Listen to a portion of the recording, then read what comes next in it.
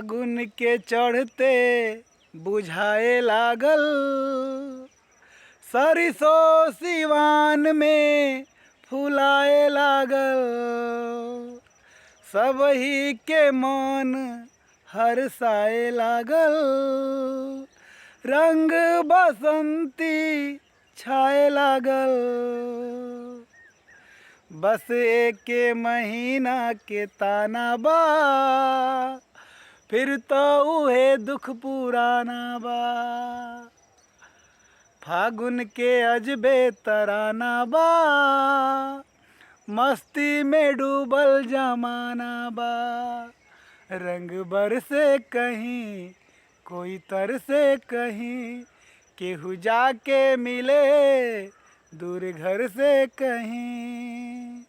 कि अंगे अंगे मस्ती छाए लागल, अब बूढ़ो के रोआ फरफराए लागल।